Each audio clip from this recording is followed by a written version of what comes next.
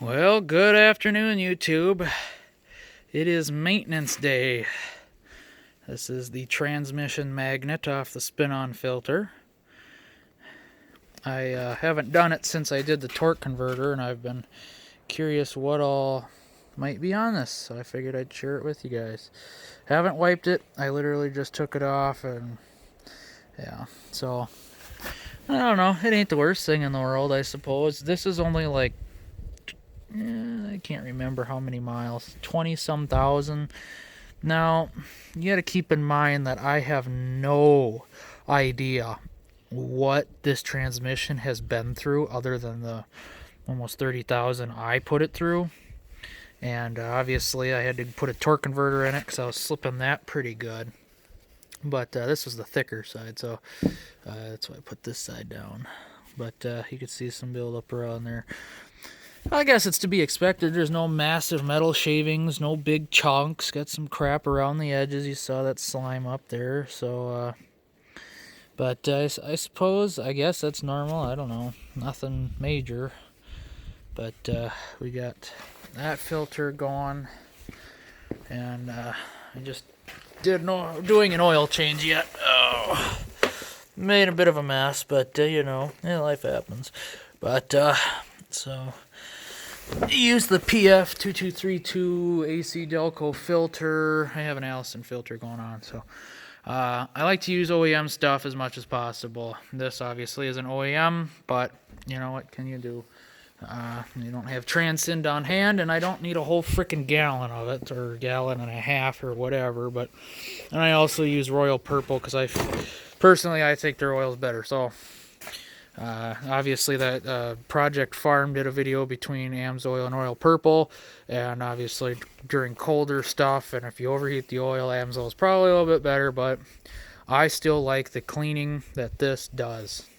And honestly, I think it holds oil pressure better when it's due for an oil change. By the time it's due for an oil change, oil pressure's higher up.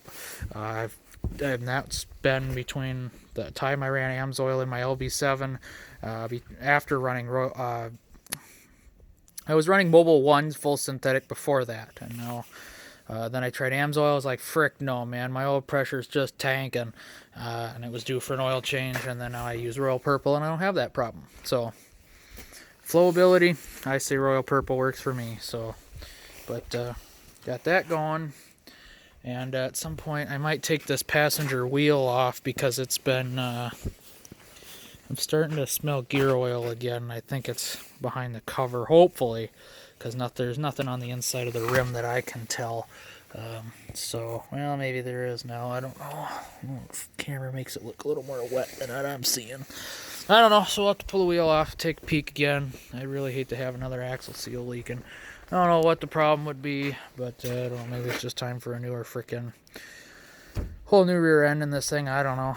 I don't mean a whole new axle. So we shall see, but because it shouldn't be having this problem with smoking seals. I mean, that's just absolutely ridiculous. So they're driving good though.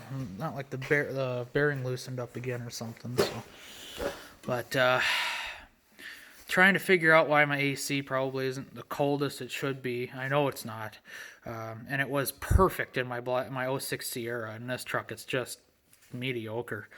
And I think one of the reasons, because the AC dryer, that was left open to the atmosphere for how long? I mean, I took the air compressor off this truck back when the LLY was in it. I was like, frick, I could put that in the LB7. Turns out you can't. 01, 02 have a different AC system, ports and sensors than the newer trucks. So that didn't work, and the system just sat open for how long?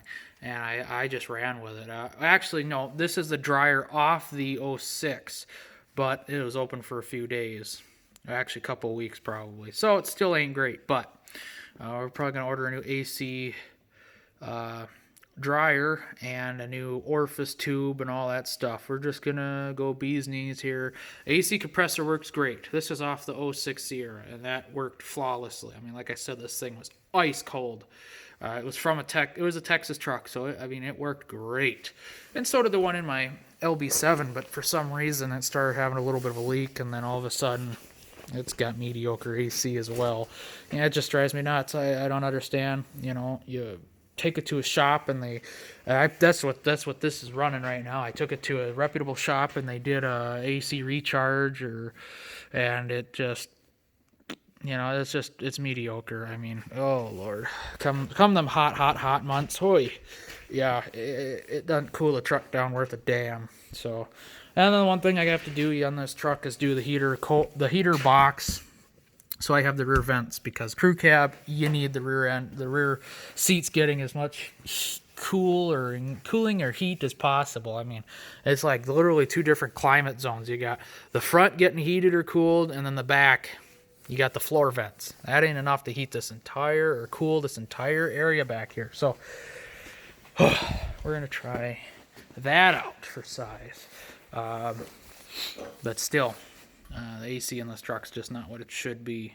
Used to be even the LLY had good AC, so I don't know why this thing is struggling other than the dryer. So condenser is out of the 06 Sierra, so that's not a factor. I mean, everything worked great in the other truck. It's just put it in this one, not so great. And now the other question I have is I can evac it myself. That's not a problem. I'll bring it down to negative pressure before having Freon put in. But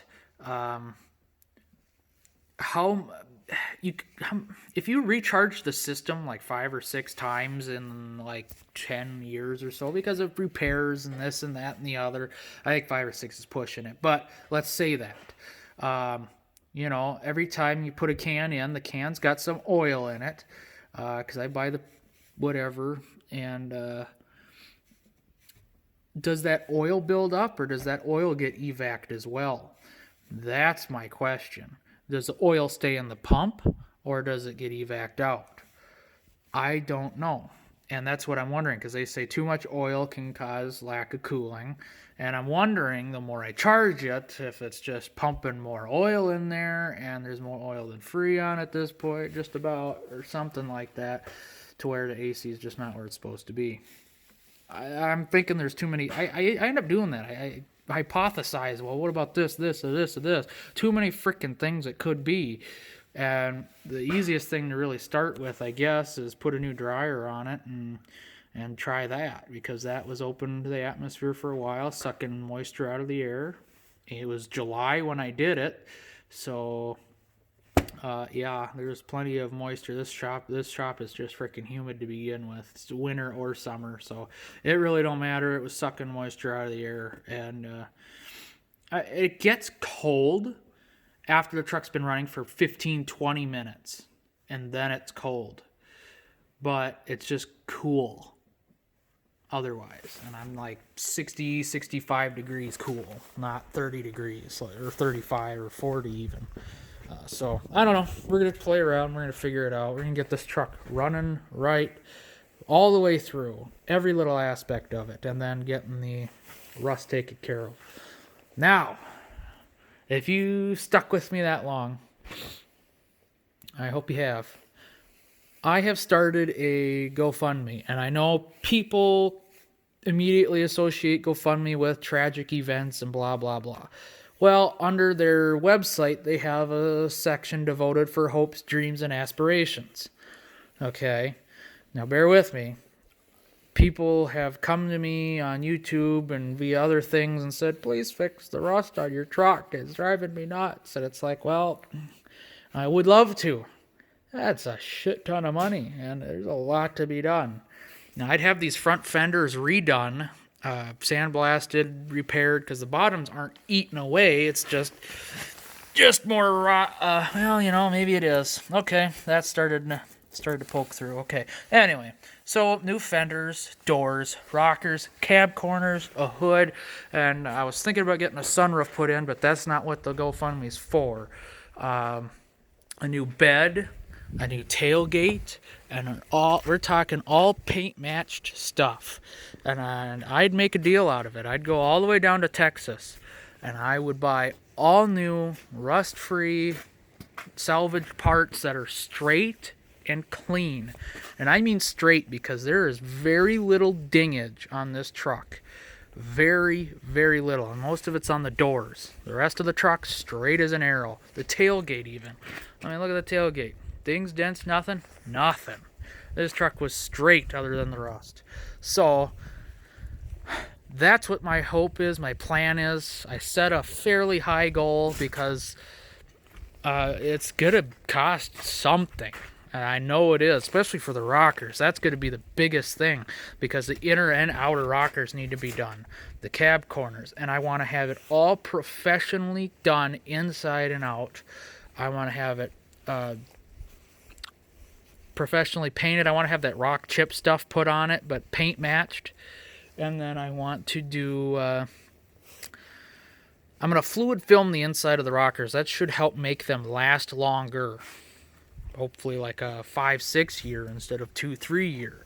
So that would be ideal. And then I'll fluid film the inside of the doors and stuff like that at the seams, so they hopefully rust or salt and shit don't get down there. And obviously I probably wouldn't drive it as much in the salt as I do now because, well, you're pretty much rebuilding the whole truck. And I mean, why waste the money and the time and the effort and everything if you're just going to drive it back in the salt? Well, I'm not going to do that as much. But I've got that stuff to convert the rust on the frame, so that's not so bad, because it's really not that bad. And then, but the cab's just taking a beating. The gas door's been replaced, but I mean, we're talking some pretty nasty rust on the doors and stuff. I mean, it's not as bad as some people may have it, yeah, but and then you've got all the crap underneath there, and then if you lift up the trim, it's just hard to see. You got eaten away shit up here. I think that's the better side. This is the nasty side. Dad's rust converted and all that stuff. I think I showed that in my one video walk around. But I mean, she's pretty hungry for some new stuff, I tell you. But I just figured I'll put the link in the description if y'all are inclined, feel inclined. I mean, go ahead. I would love to see this truck back in its former glory. Trust me, I mean, I grew up in this truck since 2008, and you know, we put 200 and probably going on 50,000 miles onto this thing, and you know, here we are, you know, 2020, and that's how she's sitting. But ain't bad, ain't too bad, but it's not great either. So if you want to see this baby back up in action, former glory, and all that good stuff, and we'll make a whole trip out of it. I promise that.